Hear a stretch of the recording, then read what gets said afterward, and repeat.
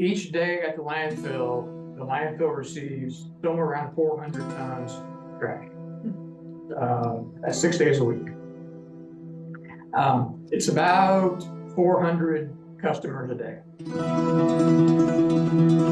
Thanks for being here. Good afternoon. My name is Lauren Williams, and I am one of the Adult and Community Services Managers for the Columbia Public Library. Welcome to today's Lunch and Learn. We're going to be learning about Columbia's Solid Waste and Recycling Program. And this program is co-hosted by the library and our longtime beloved partners, the League of Women Voters of Columbia-Boone County. Like I said, we have people both in our room and we have people on Zoom. So just a few housekeeping items. If you want to ask questions and you're online, please use the chat feature. And we also ask that if you are submitting a chat, if you would use the drop-down menu and chat with everyone so everyone can see your question, that would be great. For those in the room, raise your hand. I'll walk around with the microphone if you want to ask a question so that people both in the room and on Zoom can hear your question. We are recording this presentation, so it will be available the next day or two on both the League's YouTube channel and the library's YouTube channel for future viewing. And now I'd like to welcome Diane Suler from the League of Women Voters to say a few words about our speaker.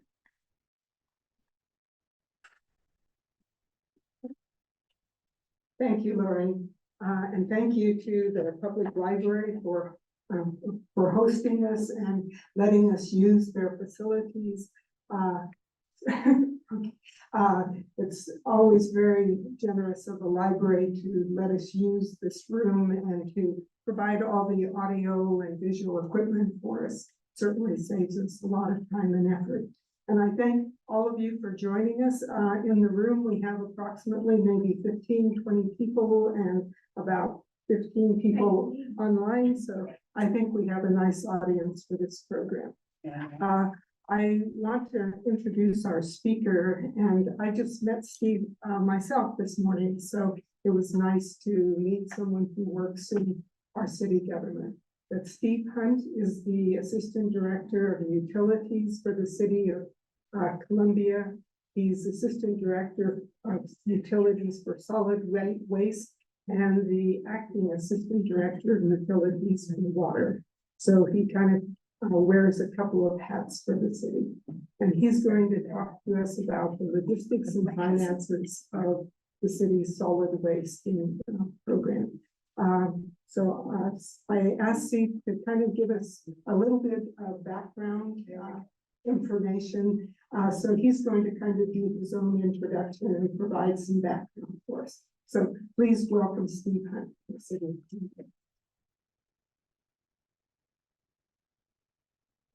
Well, good morning or good afternoon. Thanks for having me over to give a presentation today.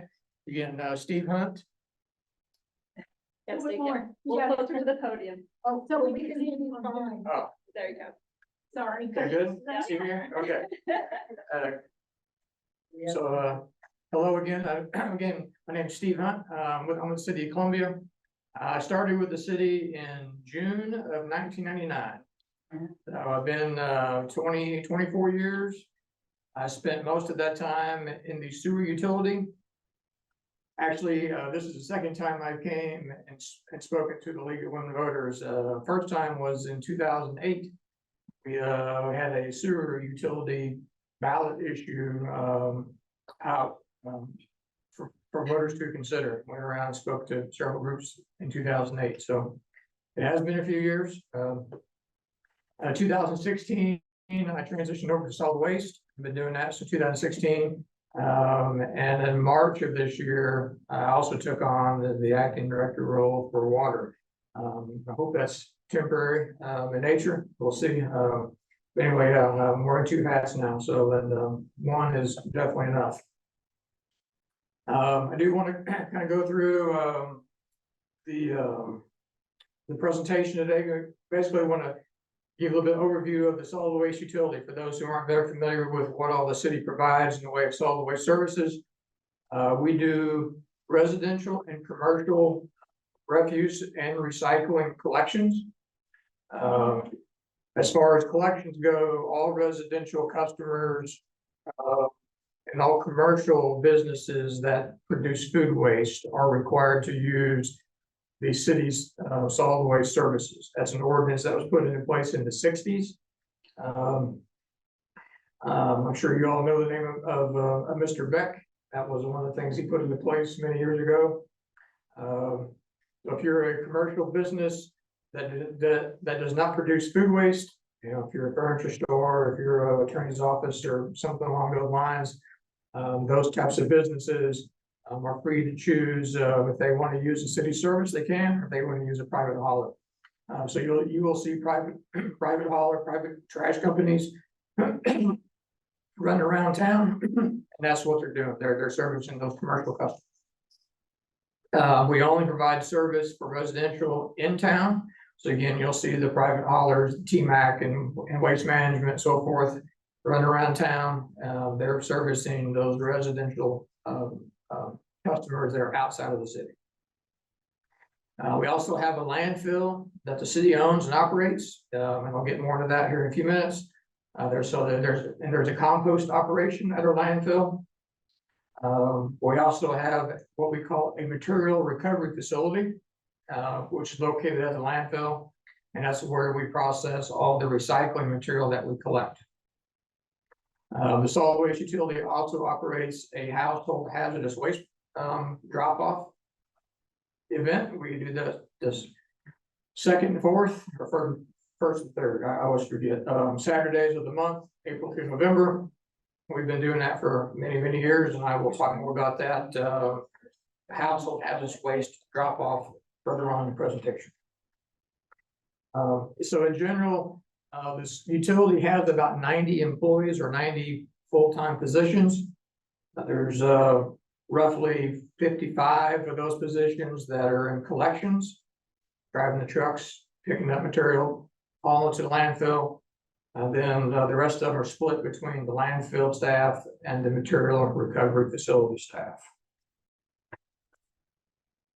So get into the presentation. So this is a picture of the landfill.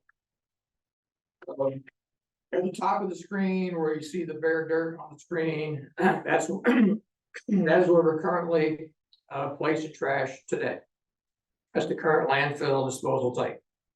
I'll say in general, the city owns 720 acres of property. And I'll show you a map of where this is located here in a minute. But it's generally in the northeast part of Columbia, very northeast corner. So we own 700 acres. We're currently utilizing 107 acres for refuse disposal, for trash disposal. We bought this property from the Peabody coal mine back in the early 80s. So this site was previously utilized for coal mining. It was a strip mine, what they call a strip mine. So the site was pretty rough. When we got it, the soil was pretty poor as far as its ability to grow grass. So we do struggle in vegetation establishment once we in our daily operations. We also have, as I mentioned, a compost operation here. On the photo, the compost operation is this area right here on the site. It's about 15 acres in size. The city actually started collecting compost in the early 90s. For those of you interested in compost, we do sell it. And you can purchase that compost by appointment. Monday through Saturday year round. It's calling time, make an appointment. Or we're open for compost sales on Thursdays from 1 to 4 p.m. and Saturdays from 8 to noon on the second Saturday of each month. And the cost of that compost material is $20 a yard. So it's sold by volume. We also have 2 yard waste drop-off sites, which is part of our compost operation. You probably know those others are ones at Capen Park, which was established in 1992, and the other one's the Parkside site, which is the Cosmo Park, and that one was established in 94. All the yard waste that's brought to us, either brought to the landfill or to those 2 drop-off sites, we grind into mulch. We use that mulch at the landfill for litter control. So on windy days, we will spread that mulch on top of the trash as we're placing the trash in the landfill. We'll also use that mulch as what we call intermediate cover. So we'll, on non-windy days, we'll take the mulch and we'll spread over the trash overnight. So we're not using so much soil. We also use some of that mulch as erosion control for the site. And I'll get into some of the erosion control and some of the environmental controls we have on the landfill here in a minute. And then we use the rest of that mulch as feedstock for the compost operation. But the majority of the mulch we use in landfill operations, not because we necessarily don't want to use in the compost, but we produce, or we get a lot more mulch than what we could ever use in our compost operation.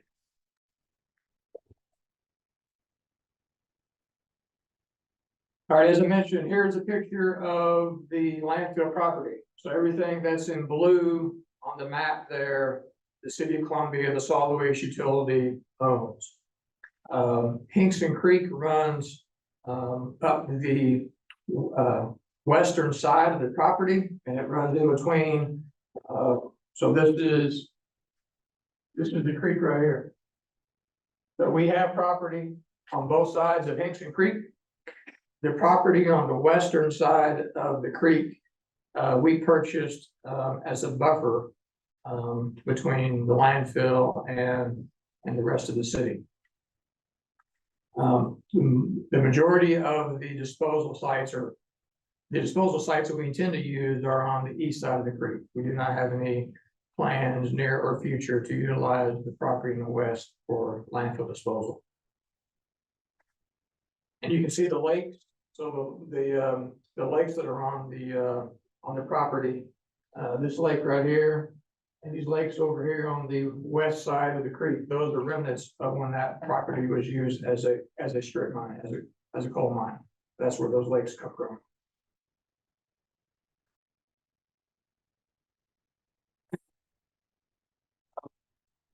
So wanted to show this slide to mention that the current landfill, I mentioned earlier that we are using 107 acres of our property for landfill disposal, for trash disposal.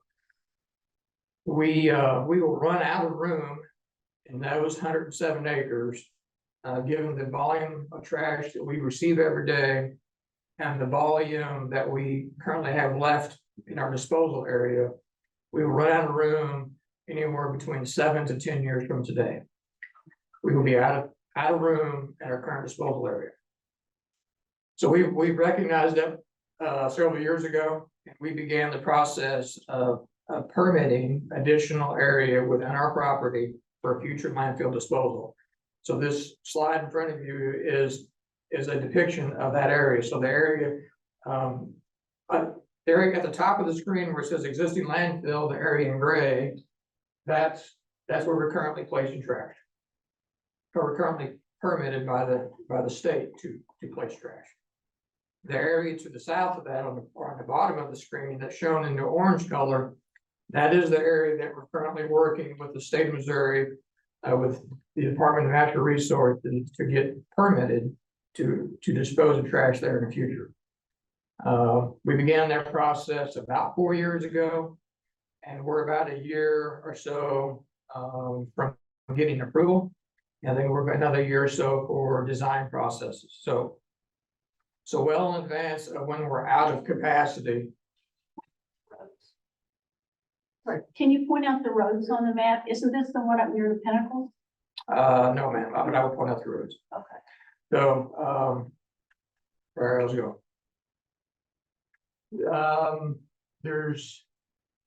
This is Peabody Road coming into the site. So Route B up to the railroad tracks, just past the railroad tracks, you turn right onto Brown Station Road, make your first immediate right on the Peabody, and that's where the landfill is. So the Pinnacles is quite a ways out of town, north of Columbia. Interesting enough, you brought up Pinnacles. That location is where the city was placing trash prior to coming to this location. So in the 60s and 70s, we were hauling our trash up to that site. That was also an old strip mine. that Peabody owned that we bought. Used that site for a while. Now that's closed and we're utilizing this property. I also wanted to point out that, the landfills are an engineered system. We have leachate collection systems, we have stormwater management. And the distinction between what we call leachate and just stormwater is if it rains on the property, any rainwater that comes into contact with trash is now leachate. And we have to collect every bit of that leachate and manage that. We treat it, and then we discharge that water into the sanitary sewer system. It does not get discharged into the creek. So we work very hard to keep rainwater from contacting trash. But we also, it is a big site, so we do have a lot of stormwater management controls where we collect stormwater, we hold it, make sure all the sediment, all the dirt's out of the water before it's discharged. We also have an extensive gas collection system within the trash, within the waste mass itself. When trash decomposes, it produces methane. So we collect that material in the gas collection system, and we actually then burn it on site. The electric utility has an electrical generation facility on our property, and they utilize our gas to make electricity. They make, right now they have 3 1 megawatt generators that run pretty well 24/7. So they're producing 3 megawatts of power, and they're in the process of procuring and installing a 4th generator. And that building where those generators are at is right there. That little building right there.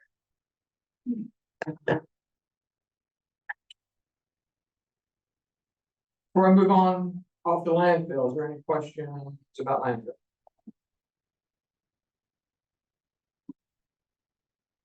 Can citizens do drop off yard waste there? Yes, ma'am. No cost. So yard waste can be brought to the landfill at no cost. You just need to tell the lady at the scale house that you have yard waste. Way you go. Yes, sir. What happens, here's my question, so we bought from the trash, which we love to say goodbye, and it disappears in our nice black bag. It goes to the landfill, so does this stuff decompose? Is it, like, what really happens to it? Yeah, so it is placed in the landfill, covered up with dirt. So there's no oxygen in the waste. So it will decompose, anaerobic bacteria will decompose any organic. So if it's wood, any food waste, your leaves, anything that's organic, it will decompose. But it takes several years. Like several years, 30, 40, 50 years before everything is settled and it's no longer producing gas.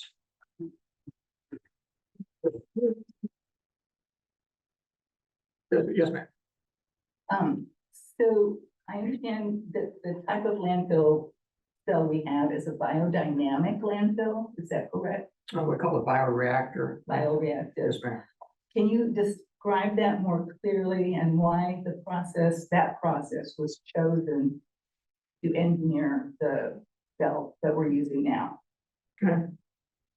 So the bioreactor landfill, the distinction between that and a typical landfill is that most landfills are the typical landfill for what they call a dry tomb landfill, where you're not allowed to add any extra water, any extra moisture.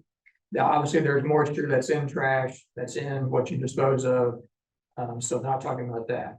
A bioreactor landfill, how we operate it, we can actually take bulk liquid. So if the Pepsi plant here in town has a truckload of Pepsi that goes bad, they can bring it to landfill and we can dispose of that material in the landfill. We do have some customers who bring us a grease trap pumpings from restaurants, get us liquid that we can accept that material. What the added water does to the waste is it speeds up the decomposition process. It doesn't produce any additional gas, but it takes that same volume that would, say, be generated over a 30-year period with additional water, and it speeds that up, and it compresses that time down to somewhere much less than that, say 15 years. It's not an exact science at this point because our landfill is the only bioreactor landfill in Missouri. So it's sort of a, well, actually it's permitted through the state as a research facility. So we do a lot of testing, a lot of monitoring on gas production. We have a flight, it was a survey of our property, of the landfill every year to see how it's settling. We compare that to how much material we put in it that year.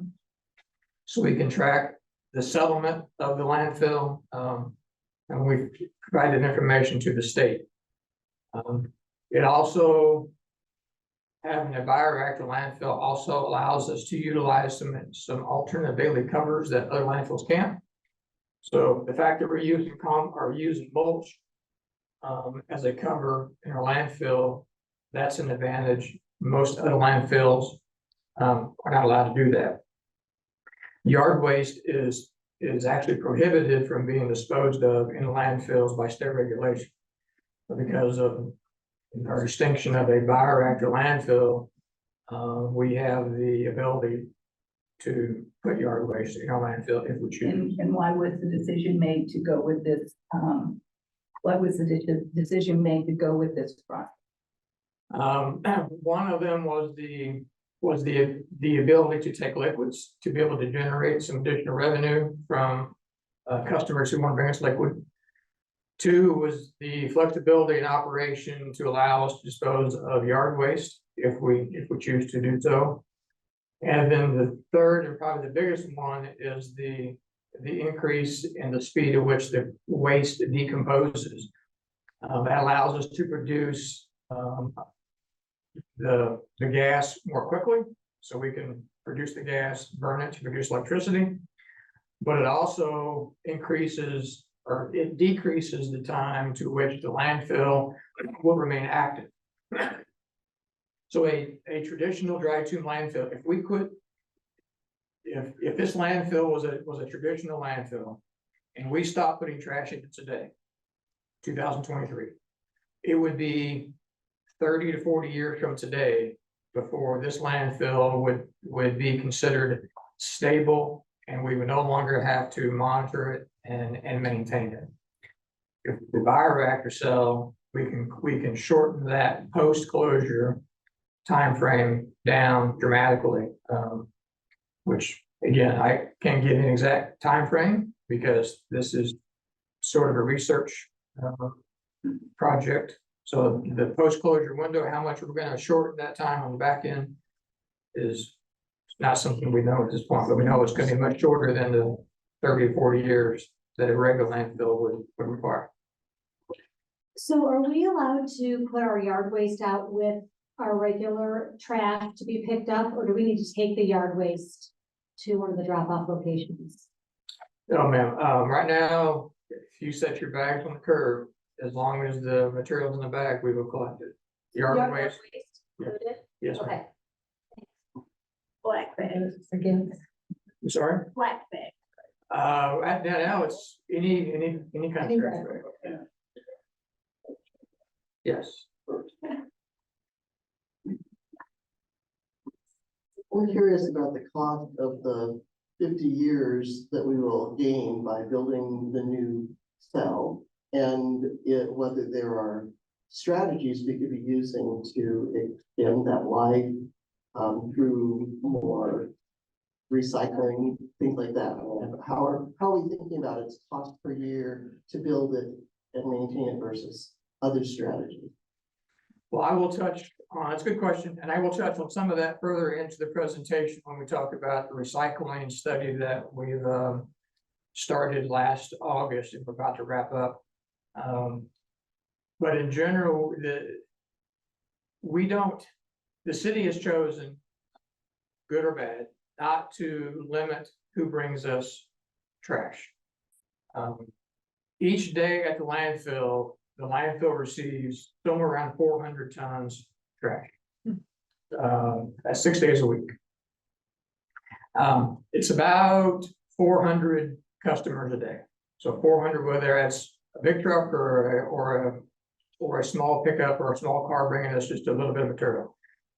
Only about half of that volume of material is actually hauled by the City of Columbia collection vehicles. The other half of that are private contract, whether that's a home builder or a roofing company here in town doing work, or that's a private hauler that's collecting material out in the county, or from businesses here in town that are not utilizing service. Or sometimes haulers from other cities show up, from Mexico, Missouri. There's a hauler that comes up from Eugene, Missouri occasionally and brings us material. So, I mean, if it ever got to the point where there was a concern about how much landfill space and we had left, then it would require some sort of direction from council or some sort of ordinance in place that would prohibit outside customers from utilizing the landfill. Traditionally, we have not.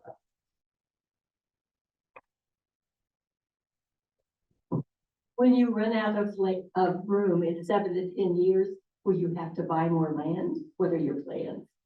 No, ma'am, that's what we're showing you right here. So once we get this additional area, so we're in the final stages of getting that additional acreage permitted.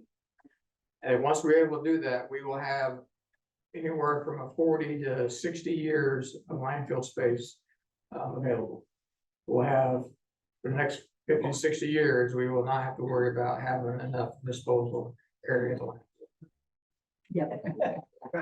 Beyond that, maybe new technology come along, we will not be putting trash in the ground anymore, but that's what we're doing for today. Okay, good questions. So moving on to collections. So I mentioned all the services that the city provides. We provide residential and commercial trash or refuse. We provide commercial and residential recycling, although we did have to temporarily suspend residential curbside recycling back in May. We do still provide some form of recycling via the small vehicle the recycling drop-off centers. We also provide a bulky item collection and a major appliance collection for our residential curbside customer. We also have staff that are doing what we call container maintenance, which is fixing our containers, fixing our compactors, delivering and installing new containers to customers as they move in and move out. Yes, ma'am.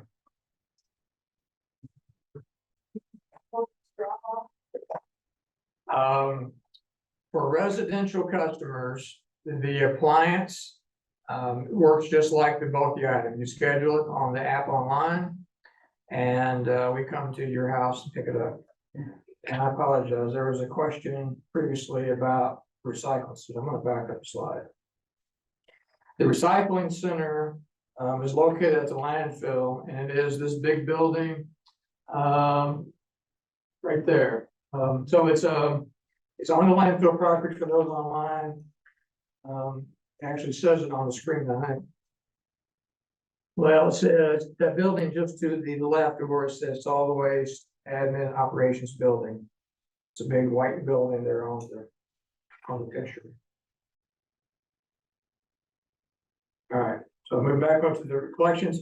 What I wanted to point out on the collections, the reason that we had to suspend recycling, as you see, we have 55 commercial driver licensed positions in the collections.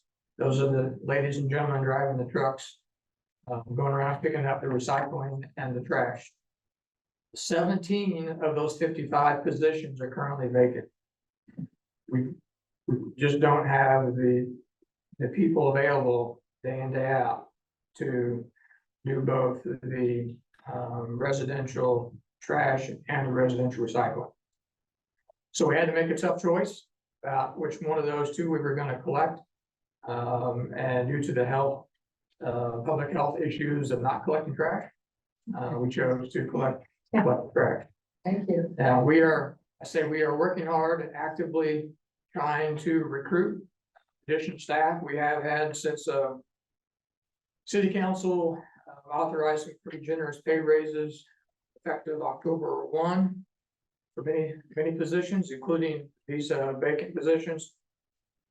That has, spurred some interest for some individuals. We had a couple of employees who had previously worked for collections. They left for better employment. At least two of them I know have recently called and have asked if they can return. So if we can hire, as soon as we can hire a sufficient number of employees, we do intend to resume the residential curbside recycling. When that will be, at this point, I do not know, but just understand that it is something that we want to get back to. And we're working hard to get back to that. I have.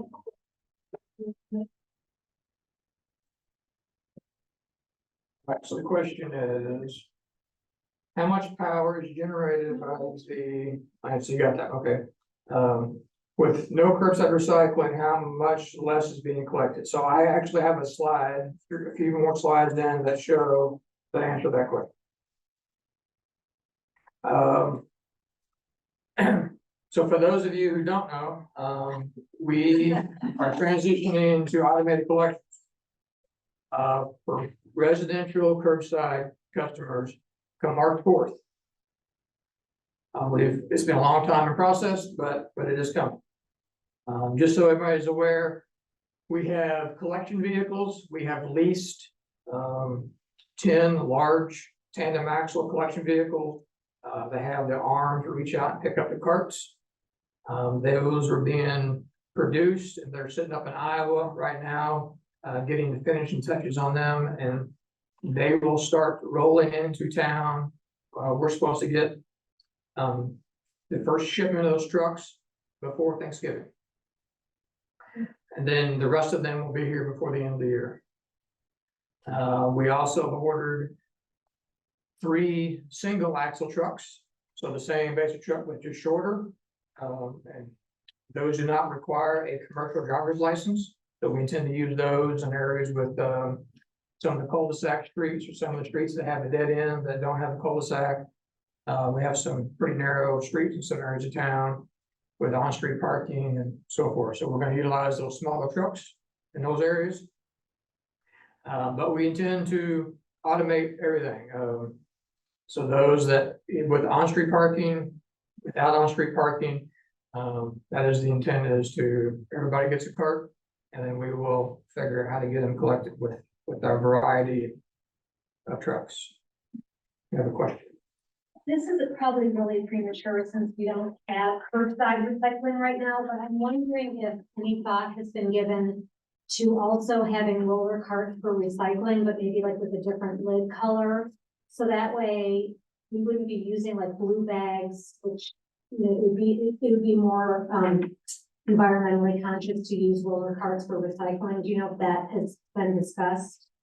It has been discussed. Actually, I have a slide further on that we'll get to the recycling, curbside recycling question. Right now, we're just focused on trash for curbside.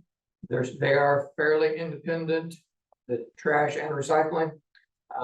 But I do have a response to your question further on in the presentation. You're welcome, no problem. So yeah, just the basic rules with this is a door hanger. Reason I use this, you may see this on your door at some point. It's just some basic rules about, you know, make sure your lid's closed, where to place the cart, this sort of stuff. I also want to point out that we've hired a local media company, Bucket Media, to help us with an education and outreach program. We haven't necessarily put out a lot of information at this point, but we do have some promotional videos that we've produced. I've been on the radio twice, but we'll soon be here. You'll still be hearing radio ads. I'll be back on the radio at some point. We'll have videos out, social media posts, trying to inform folks. We also have a list of frequently asked questions that we have posted on our website. There's comments on our Be Heard website, so if you have questions or if your neighbors have questions, you can direct them to that, or you can call in. We get calls all the time about questions and cart sizes and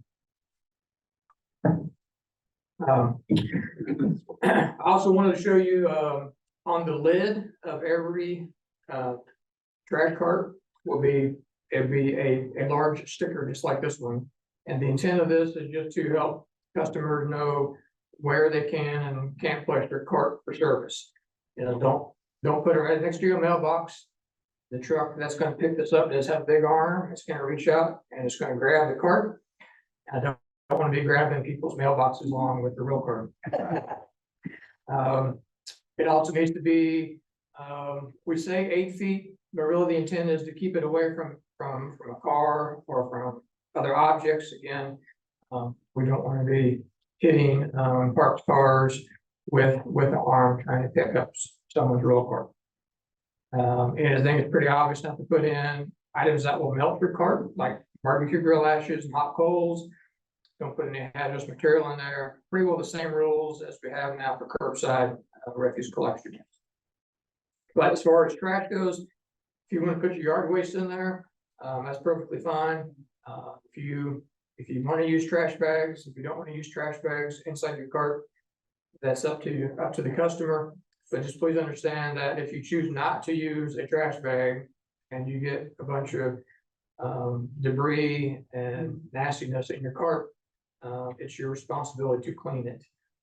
It's not cleaning the carts is not something that solid waste utility will do. We have 35,000 carts, and I don't have the manpower, person power to be going around and watching out for most carts. Yes, ma'am.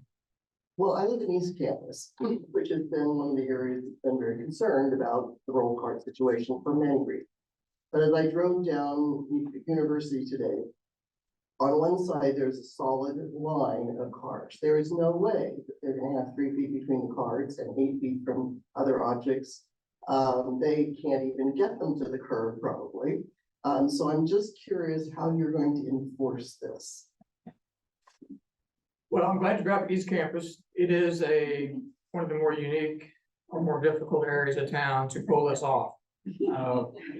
What we intend to do with East Campus is to utilize either the big truck or little truck, but also to have some city staff actually out on the ground, positioning carts out in front of the truck. So if you have an area where you've got a multifamily unit, or you've got several carts, a small area, our plan is to have some city staff basically drive their pickup truck, get out in front of the actual truck picking the carts up, make sure they're positioned where the truck can get them. If they need to move them around, then they'll move them around and then put them back where they were. We do all of East Campus on Mondays, so every Monday is East Campus Day. So we think we can pull in either some non-CDL licensed employees to help with that, and that's the best answer I have for you here. Related in a way, we've had a city employee come to our neighborhood to tell us that we should not put trash bags on the sidewalk. Because there's a city ordinance about accessible to walkers. Not every neighborhood has a sidewalk, but ours does. And how do these two things conflict? Putting a road cart where the truck can get to it, but so that our neighbors will not complain that they're walking. Well, the roll carts should not be placed on the sidewalk. They should be placed in the street. Actually in the street, with the wheels up against the curb. If your street doesn't have a curb, then wheels at the edge of the pavement. Now I've had some calls from folks on some pretty narrow streets. You may have to actually have the sidewalk sitting at the edge of your drive approach or something along those lines. But in general, the cart should be in the street. Yeah.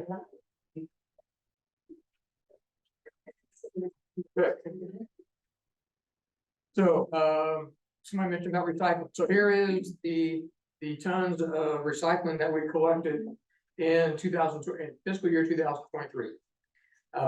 So again, this would be from October of 22 through May of 23. We collected nearly 3,000 tons of recycling from our curbside customers. That's the same, so, and the entire fiscal year for everybody else, which would be October 1 through September 30. We got 300 tons from apartments. So the container on the screen, we have 41 of these containers at different apartment complexes. There's 41 apartment complexes that participate in our recycling program for multifamily. The recycling drop-off facilities produced almost 4,000 tons of recycling. And then we got 3,700 tons or so from commercial customers. And then the items in blue are what was brought to us to the recycling facility by other folks. So 50 tons from private haulers, about 400 tons from Boone County. Boone County has recycling containers in Harrisburg and Hallsville and Ashland. And the county has a private contractor and they haul that material to our facility. And the university also brought us about 500 tons. So in total, about 11,600 tons of recycled material. So here's what we recycle. Now, other facilities may recycle additional materials. So this is not the entire list of what is recyclable. It is just a list of what our facility said to recycle. So the OCC is, it's a fancy word, old corrugated cardboard. So cardboard, OCC. Now that is our biggest commodity. That is the by volume, by weight, how you want to measure it. We get more cardboard than anything else. So we got newspaper, mixed paper, and then sorted office paper. So sorted office paper, if you just, I recycle this, the white, white copy paper. The mixed paper is basically what comes off the end of the line, and it can be a combination of everything else. And then we got your plastics. So you got your PET, section number 1 bottles, number 2, HDPE, then the 3 through 7s. So we recycle number 1 plastic all the way through number 7, but we only sort out specifically number 1s and number 2s. And then the 3 through 7 is all in one big bale, and that's how we sell it. Again, that's directly tied to how our recycling facility is set up, not because that's, because we want to do that. Yes, ma'am. You're saying you're only recycling number 1 and 2, is that right? No, okay, I didn't get it. So we recycle plastics number 1 through number 7. 1, 2, 3, 4, 5, 6, and 7. And then you sell. Yeah, but I'm saying in the process, we sort out all the number 1s in one bin, all the number 2 plastic in one bin, and then the number 3, 4, 5, 6, and 7 all get put into the same bin together. And that material is then baled and sold. And you have people wanting to buy this. Because there've been articles in the paper indicating that there isn't a market for a lot of these. I will get into that. Okay. Yeah. So we also recycle tin, aluminum, and we do recycle glass. Another question or two. Wait. Let go. You don't have to do it recently.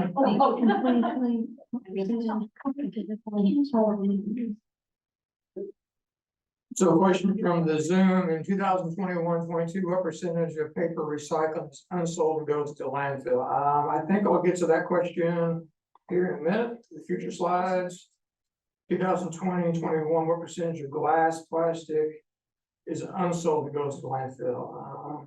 I may touch on both of these in future slides. I'm not sure I'll be able to answer them specifically though. What does the city recycle? of what they receive and where does it go?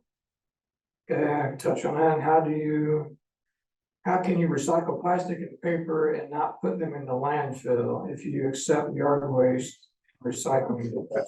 Recycling, the yard waste does not go in recycling.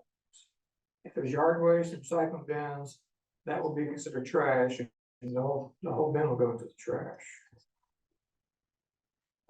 Where does material go? We have a contract with a commodity broker called Midland Davis, and they buy all of our, what we call the fibers, all the paper, the cardboard, the newspaper, mixed paper, and assorted office paper. Including greasy pizza box. Yes, the mixed paper goes to an egg carton plant in Raleigh. And they make egg cartons. The office paper and newspaper and cardboard go to a mill. I'm not for sure where they're currently sending it. The plastics and so everything else, plastics, the tin, aluminum, and the glass, we will accumulate those commodities into, we bale them, and then we segregate the bales, and then when we have enough bales per commodity for at least one semi truckload, we will then, our finance department will then put out a bid for people to purchase those materials. So the plastics may go different directions depending on who's interested in buying them at that time. Honestly, I quit trying to keep track of who all bids and where all the plastics go, because it's different. Sometimes they'll go to somebody up in Ontario, next time it goes to somebody on the East Coast, next time it goes to somewhere else. So it's hard to keep track of where all the plastics go. But there's somebody wanting Yes, always. okay. I do have some things that I'd like to clarify about recycling. The metals. You show in your educational materials, food cans. But my understanding is that bimetal cans are not really recyclable. That's correct. You're really only looking for steel in food cans, is that correct? We call it tin, yes, steel. But it's really steel and a magnet sticks to it, right? Yes, ma'am. And aluminum. What, I'm not sure why you don't clarify that so that people could easily separate that and it wouldn't be contamination then when they're recycling their cat food cans, for example, and a magnet doesn't stick to them. Well, I tell you, we try. We put out color pictures. This is acceptable. This is not. But it's your hard to pictures- get. the It's pictures show it's hard to get the both message really cans. out to everybody. as recyclable. Okay, well, okay, so that's a problem, but the glass recycling. I understand that the glass we put in our blue bags at this time, or was not getting recycled, the drop-off bin glass were, is that correct? Generally correct. Is you have a much better chance. We have a much better chance of actually finding someone who wants to buy the glass that comes from the drop-off sites, because it's much cleaner. What's put in your blue bags goes to the recycling facility, and it comes out the back end of the recycling facility fairly dirty. Occasionally, we'll get a buyer who wants to buy it, and we're able to sell it. Once we accumulate so much and we have to do something with it, we do occasionally put that material in the landfill, or we utilize it for a daily cover or But something. don't you think that Something like if you clarified a few of these issues, people would feel more comfortable about what they were putting in and contamination would go down? We have tried, and apparently we have not done a great job, but we will continue to try to put that word out, people about the white glass. I just have to piggyback on this because, I had a conversation with Nicholas, I forgot his last name, Nicole. works at the, Yes, ma'am. Perf. Yes. a recovery facility, and the reason I got in touch with him is that there was a presentation at the farmer's market where you had a display or a handout showing this you can recycle, this you cannot. And that did not match what you have on your website. And I'm kind of honing in right now on something that is supposedly not acceptable, clamshell plastics. Yep. And those are PET #1. And Nicholas explained that they contaminate the other, like beverage bottles. And I said, what do you mean by contaminated? It's just that you don't have the manpower, I guess, to separate them. But he also said that they, if left out in the elements, they biodegrade. So there are a couple reasons why, and there are stickers on them. So can you speak specifically to clamshells? And I actually have an idea for how we could actually continue to recycle clamshells. So I mentioned, so yes, you're right, clamshells are not something that our facility can recycle. We have in the past collected them, put them with the #1s and sold them in the bales. This issue's come up recently because the vendors that buy our plastics have started rejecting some of the loads because they have this material in it. They don't want it. So in order to try to match the consumer who's buying this material, we have stopped putting the #1s in that material. So it's not a fact that is not recyclable. It is a fact that, again, our facility can only recycle a fairly limited range of material, and that's somewhat based upon who's buying it on the back end. So in the future, if we can get to be where we have a new facility and we can segregate out those clamshell materials into their own bin, we could bale them as their own material, and I'm sure we can find a buyer for that market. It's just the way we're set up now is that we're kind of, we're at the will of who's buying the material from us, which is the reason why we're saying they're not recyclable. To be continued. Yes, ma'am. All right, so recycle. We recognized a few years ago that our MRF, our material recovery facility is old. It was built in 2002. And when it was built, we had used recycling equipment that was put into it. So the material or the equipment itself is very old, hard to keep running. So we hired a consultant to look at our recycling program top to bottom. What we collect, how we collect it, what we process, how we process it, and then how we market and how we sell this material. So I'm gonna go through some slides real quick that our consultant put together. So this is the basic scope of what they looked at. They did contamination studies, waste composition studies, they did curbside collection studies, stakeholder engagements, so forth. A lot of work on what we're collecting, how we're collecting it, and what's coming into the MRF, and what's going into the landfill. So the consultant looked at what we're collecting at the curb. So this is a residential curbside customers that pulled, and this is just the blue bags. So they looked at several customers worth of material that was in their blue bags. And they found that 82% of the material that our curbside customers are putting in their blue bag is correct. So it's 82% correct. Okay. Yes, so people are putting in, maybe some paper or some styrofoam or some things that are not recyclable.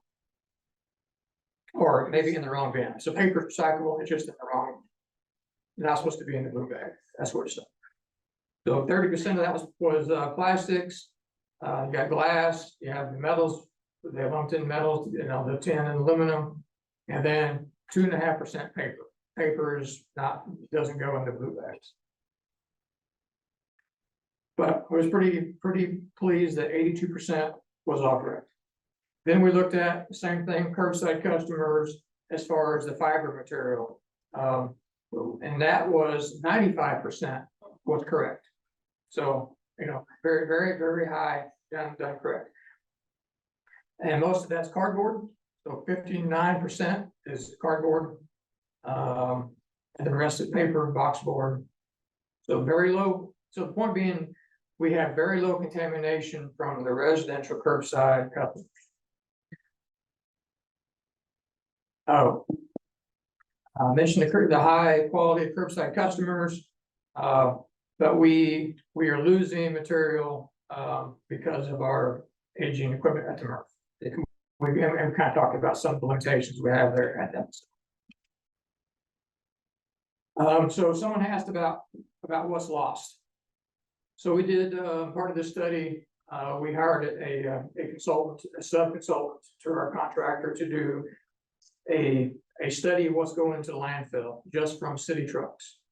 We found out that 21% of material that we collect, but the city collects, could have been recycled. So 21% of material going to landfill could have been recycled.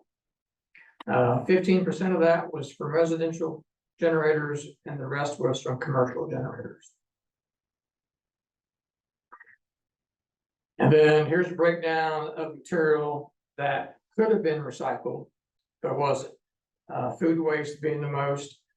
We don't have a food waste diversion program. And then cardboard, that's something that we do collect. And so there's still a large amount of cardboard that's going into the landfill. And we believe a lot of that is from commercial customers.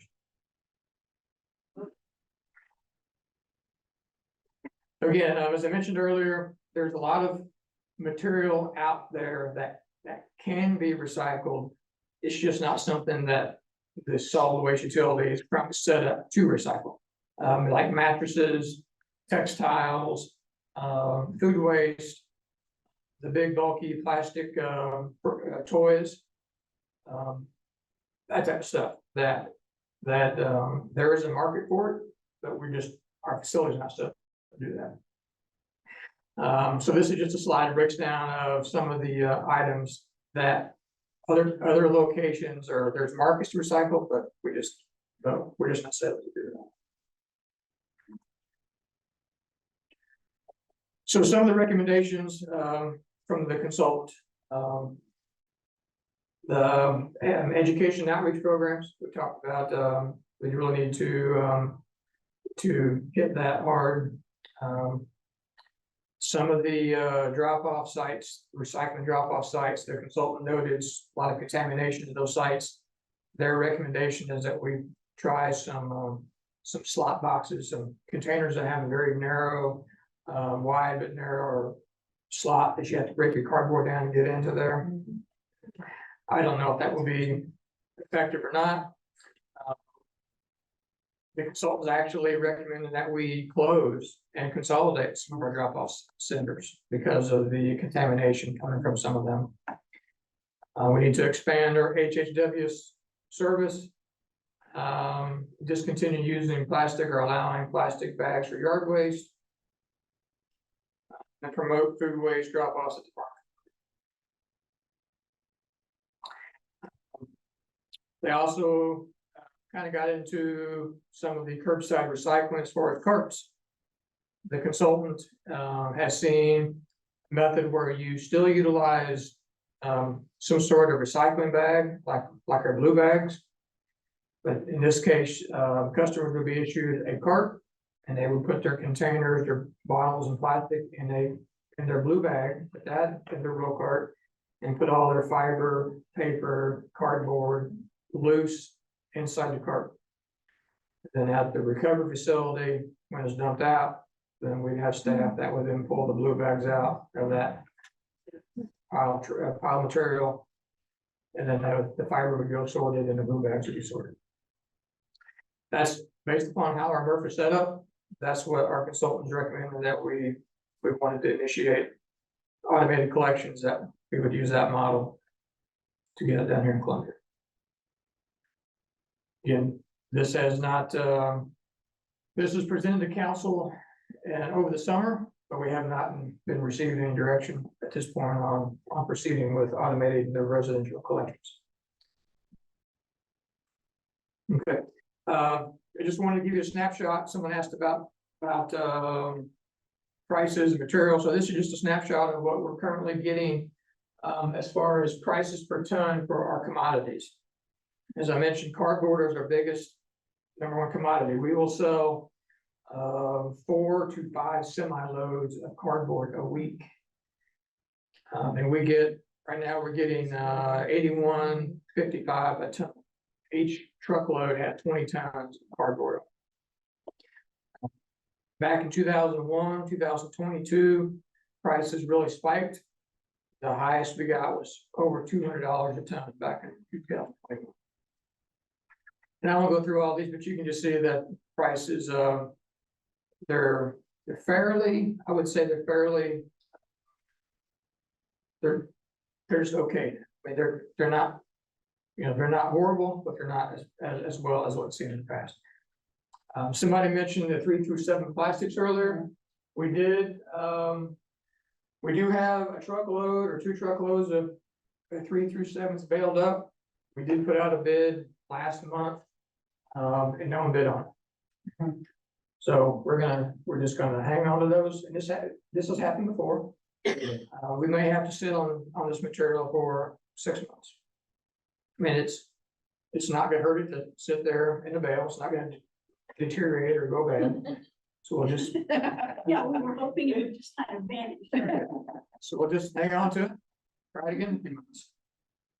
And somebody will want it and they'll buy it. And we'll get it sold. All right, I got a question for you just real quick. Do the blue bags get sorted or are they landfill? The recycling bags that customers get, your blue bags, when they get to the MRF, contents are taken out of the bags and then the bags go into landfill. Yeah, is the bag recycled? Yes. Basically, film, trash bags, whether it's black bag or the blue bag, could be recycled. Again, if we have the ability to do so, if our MRF is set up to pull them bags out, store them in enough, you can imagine how many blue bags it take to make 1 bale. And then how many bales it take to make a truckload, it would take a long time, but they could be recycled, we just don't have the ability to do that. Why are we putting recyclables in a blue bag if they aren't being separated and then sold by the city? I'm not sure I understand the question. We are recycling. Everything that goes in the blue bag, that's #1, #2, 3 through 7s, are being recycled and sold. The glass is maybe the only thing you could say that goes in a blue bag that isn't always recycled. Yeah. So I'm sorry, I just want to respect everybody's time. So maybe take one more question and then we'll wrap things up. We've had so many questions midstream, so here. Okay. State what you can't put in the blue bag, What you can't, what you can't, styrofoam and what else? so you can't put any kind of fiber material, so no cardboard, no paper, nothing paper, no styrofoam. It's probably short. What are the forbiddings in those with plastics and metals and stuff? Well, it's probably shorter list to say what you can, which is your #1 plastic, your soda bottles, water bottles. Your #2s, which is your, like your Tide, the big Tide bottles, the HTP plastics. Yeah, because I don't know, I know some. And then cans. Yeah, your aluminum cans, your steel cans, your, cans that your green beans come in, that sort of What's stuff. the fine and how it's Those are little, like, some of the cat food, dog food cans, they have a liner, so that you open it up, and there's just like some kind of liner that's in there, not sure what the material is. But the folks who, it's not that we can't recycle them, it's the people that are buying the material don't want those cans with that liner. One last question. When do you expect to get the final report from RRT Design and Construction? I understand it's great that we're doing a really good job, you know, that citizens are. And I'm hoping that the commercial recycling end of it will really get some focus, because I think there's a lot that could be done there. Most businesses only have a few items that they produce as far, so it should be easy to catch a lot of that. I believe the question was, when are we gonna get the final report? We intend to get that on the council agenda in December. Right now, I'm shooting for the first meeting of December, which is at the 6th. I don't have a calendar in front of me, whatever that first council meeting in December is. Will it come out would we be available for us to see it before then, or will we wait until December? Well, it'd be available when the agenda comes out, which should come out the Thursday prior to the meeting. All right, well, so I'm sorry, I'm gonna, maybe afterwards you can come up and ask you a question. I really want to thank Steve Hunt for his time and answering all of our questions. I mean, this has been really informative. We appreciate you being here. We have our next Lunch and Learn in December, and that is going to be on December 13th. And that's a report for the Renewable Energy by 2030 Coalition. So I think it's another really interesting and timely topic. Thank you all for being here. Thanks to the league. And again, thanks to Steve.